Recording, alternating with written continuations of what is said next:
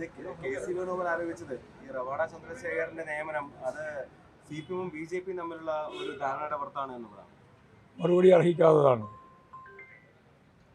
കാരണം എങ്ങനെയാണ് DGP-യെ നിയമിക്കുന്നത് എന്ന്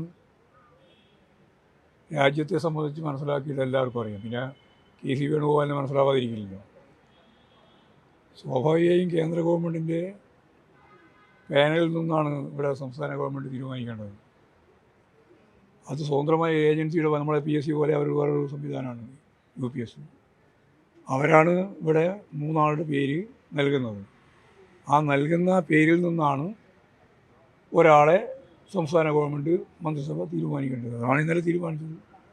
ആ ഭരണഘടനാപരമായ കാര്യമാണ് നിർവഹിച്ചിട്ടുള്ളത്.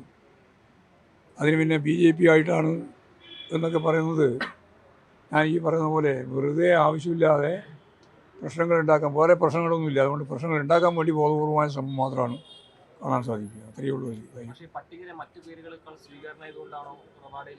ആയിരിക്കുമല്ലോ, അല്ലെങ്കിൽ പിന്നെ അങ്ങനെ വരിക. ഏറ്റവും മെച്ചപ്പെട്ട ആളായി നോക്കിയിട്ടല്ലേ എടുക്കുക.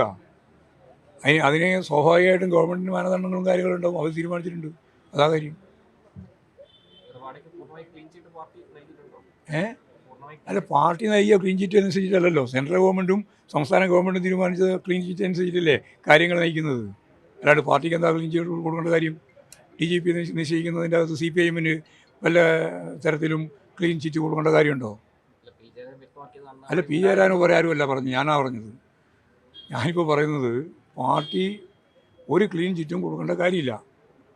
സെൻട്രൽ ഗവൺമെൻറ്റിനെയും സംസ്ഥാന ഗവൺമെൻറ്റിനെയും ഒരു സംവിധാനത്തിൻ്റെ ഭാഗമായിട്ട് തീരുമാനിക്കപ്പെടുന്ന ഒരു കാര്യമായത്.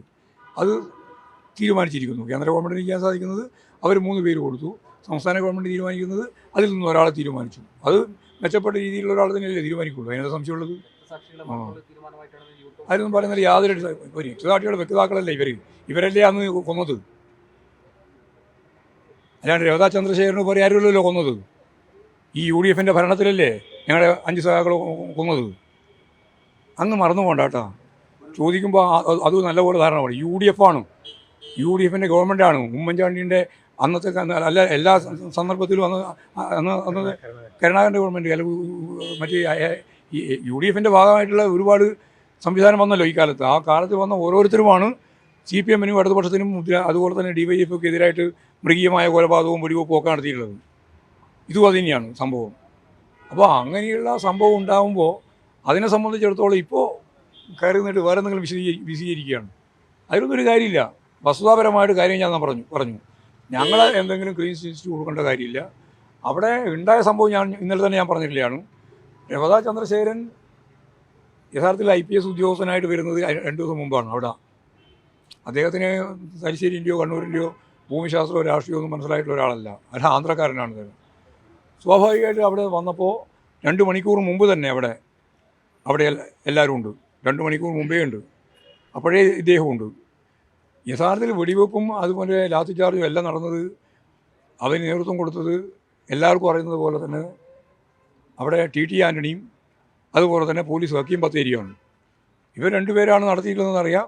കോടതി തന്നെ ഇവരെല്ലാം ഈ രവതാ ചന്ദ്രശേഖരനൊക്കെ മുമ്പ് തന്നെ കേസിൽ നിന്ന് ഒഴിവാക്കിയതാണ്.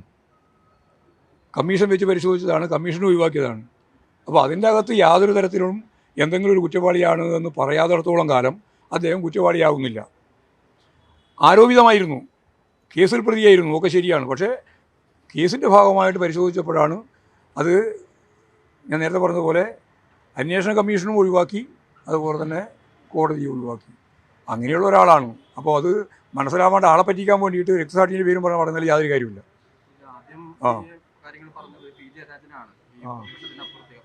P. ജയരാജൻ പറഞ്ഞു. P. ജയരാജൻ പറഞ്ഞാലും ഞാൻ നല്ല വായിച്ചു തന്നെയാണ്. P. ജയരാജൻ വേറെ ഒന്നും പറഞ്ഞിട്ടൊന്നുമില്ല. P. ജയരാജൻ പ്രതികരിച്ച് ഗവൺമെൻറ് തീരുമാനിക്കാൻ അവകാശം ഗവൺമെൻറ് തീരുമാനിക്കട്ടെ എന്നാണ്. ബാക്കി കാര്യങ്ങളൊക്കെ മെറിറ്റ് ഞാൻ ഇപ്പം പറഞ്ഞ പോലെ മെറിറ്റൊക്കെ തീരുമാനിക്കുന്നത് ഗവൺമെൻറ്റാണ് തീരുമാനിക്കേണ്ടത്. അതിൽ ജയരാജൻ പറഞ്ഞിട്ടുള്ളൂ. അതിനപ്പുറം ജയരാജൻ പറഞ്ഞു. അതെ, അപ്പം ഞാൻ ചോദിച്ചതിന് ഉത്തരം പറയാം. നിങ്ങളിങ്ങനെ ജയരാജൻ എന്ന് പറഞ്ഞുകൊണ്ടിരിക്കേണ്ടത്. അതിൽ ഞാൻ ഈ പറഞ്ഞതിന് അപ്പുറത്ത്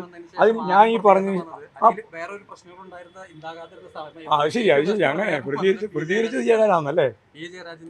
അപ്പോൾ കേട്ട വിചാരിക്കുന്നത് ജയരാജൻ പ്രതികരിച്ചെന്തോ ഓളാക്കിയിരിക്കുന്നതാണ്. ജയരാജൻ ശരിയായ രീതിയിലാണ് പ്രതികരിച്ചത്. അതാണ് ഞാൻ ഇപ്പോൾ നിങ്ങളോട് പറഞ്ഞത്. കേരള സ്റ്റോറിക്ക് സാഹചര്യം വ്യക്തമാക്കുന്നതാണ് പറഞ്ഞിരുന്നത്. അതായത് കേരള വിരുദ്ധവും കമ്മ്യൂണിസ്റ്റ് വിരുദ്ധവുമാണ് യഥാർത്ഥത്തിൽ അഖിലേന്ത്യാ അടിസ്ഥാനത്തിലുള്ള RSകാർ ഉൾപ്പെടെ എടുത്തുകൊണ്ടിരിക്കുന്ന നിലപാട്. കേന്ദ്രത്തിൻ്റെ എല്ലാ സമീപനവും അത് തന്നെയാണ്. അത് ഭരണഘടനയ്ക്കെതിരാണ്. അവർ സോഷ്യലിസത്തിനെതിരാണ്, അവർ മതനിരപേക്ഷതയ്ക്കെതിരാണ്.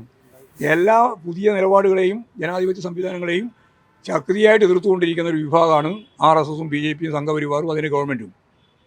അതുകൊണ്ടാണ് അവർ ഈ ഭരണഘടന വേണ്ട, മനുസ്മൃതി അടിസ്ഥാനപ്പെടുത്തിയിട്ടുള്ള ഭരണഘടന വേണം, ചാതുർവർണ്ണ വ്യവസ്ഥയായിരിക്കണം അതിൻ്റെ ഭാഗമായിട്ടുള്ള ഉള്ളടക്കം എന്ന് പറയുന്നതാണല്ലോ പച്ച മലയാളം.